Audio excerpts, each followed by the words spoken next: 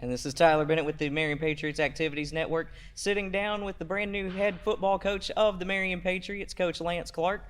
Coach, welcome to Marion. Yeah, glad to be here. We're really excited. Me and my wife are really excited to be a part of the community. So first things first, let's start with your background. I understand you were a multiple sport athlete growing up. Yeah, so I grew up, I played basketball, baseball, and football all throughout high school. I didn't regret that at all. I had success in each, won championships in basketball, went to college to play football, and my family's favorite sport was baseball, so I got to grow up doing that. And so, yeah, I'm a big believer in balance and playing multiple sports. I think it just kind of helped me in general. Now a little bit about your coaching background. Tell us a little bit about your experiences before coming to Marion. Yeah, so I spent the first 7-8 years of my career in Alabama. That's where I'm from, and coached at two of the largest schools in the state of Alabama to start my career, public schools. Coached on a nationally ranked team, coached against nationally ranked teams, went deep into the playoffs, got to coach some great players, experience as a defensive coordinator, special teams coordinator, defensive backs coach, and transferred to a smaller school and got to work on the offensive side of the ball, got to kind of learn that, got to coach in the state championship as an offensive coordinator. And then I moved over here to Little Rock Christian, where I've been the last 3 years, back in 2018, and we were fortunate enough to win the state championship my first year there as the defensive coordinator and assistant head coach. And we've been back the last 2 years, not fortunate to win, but we did have the opportunity to play in those games. So that's kind of background, been on all three phases of the game, so I kind of see the game very holistically and that you need to be great in all three phases. So as far as your coaching philosophy, what kind of schemes can we expect offensively and defensively, and how much of that do you expect to go ahead and plug in year one? Yeah, so coming in late, it's, to me, it's not about a system. It's not about this is what I do. What we do is what our players are capable of doing. Here's what I do know, regardless of that I'm carried with me everywhere I've been, is that you have to play the game physically, you have to play it downhill, and you have to be able to block on offense and tackle. You have to be able to get your best players the ball in the best situations possible, and you have to be able to stop theirs. So your system has got to be versatile and multiple in order to accomplish those week in and week out, because who the other team's best player is changes. So your system has to be able to take away different things.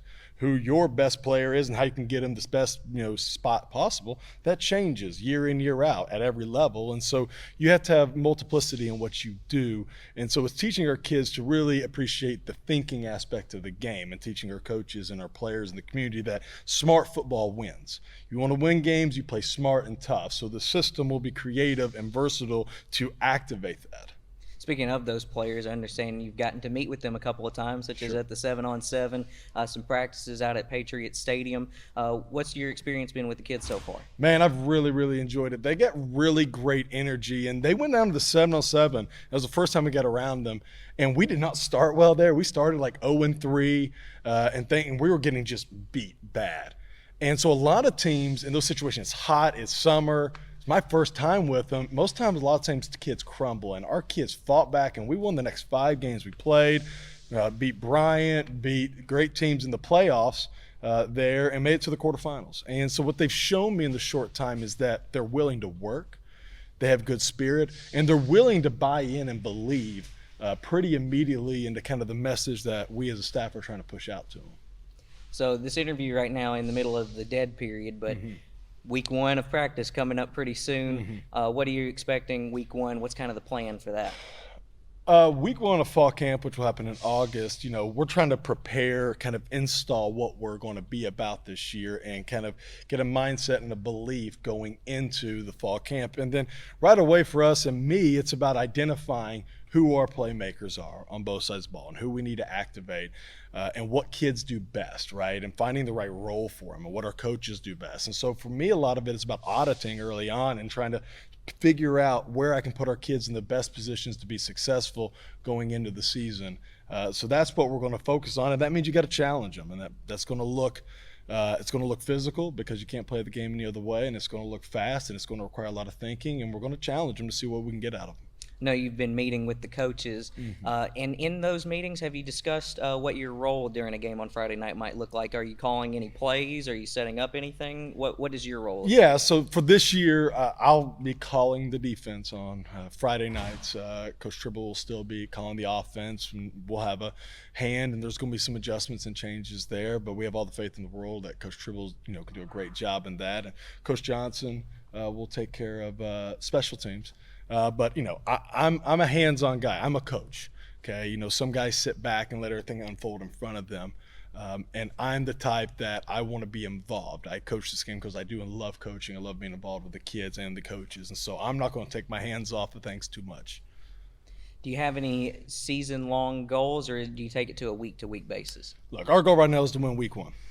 That's it. It's the only thing that matters. Now, we want to win every game we play, and we expect to do that.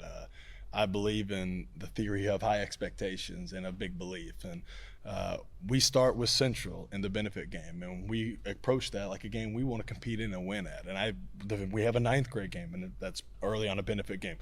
Same philosophy. It's 7 through 12. What we want to do is win the next game, win the next practice, and we don't apologize for that. That's what we think we have a moral and ethical duty to do, and they keep score to do best by our kids, is to put them in position to succeed and have success. And so our goal is to go win the game and then go win the next one, and it'll keep going. I don't have a long-term. We plan on competing for championships here before it's all said and done.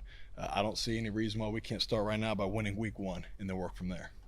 You mentioned that 9th grade team. Can we talk a little bit about those 9th grade, 8th grade, and 7th grade programs below them? Because you got to have a solid foundation. That's right. So to me, your lifeblood of your program is your 7th, 8th, and 9th and JV. We're fortunate enough to have 2 7th grade teams and a lot of interest at that level. And a big goal of ours is to keep the interest high as they progress through the program. And there's a lot of reasons kids filter out, but what we want to do is provide a professional experience at the younger levels. Okay, so everything that's happening for the varsity needs to happen for those grades. In the same way we're teaching varsity kids how to play the game, the same values and the same coaching philosophy and style is also trickled down to there.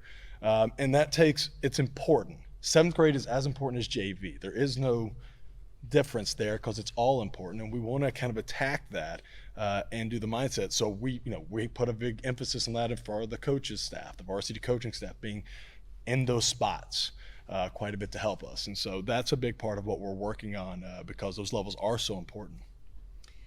Also, you're going to be a part of the community as well. I understand you're bringing Miss Lena Clark over as well. She'll be over at the Visual Performing Arts Magnet. Can you tell us a little bit about what her role is going to look like in all this? Yeah, well, she's the rock star, so they hired her and they decided to bring me along as a part of the deal.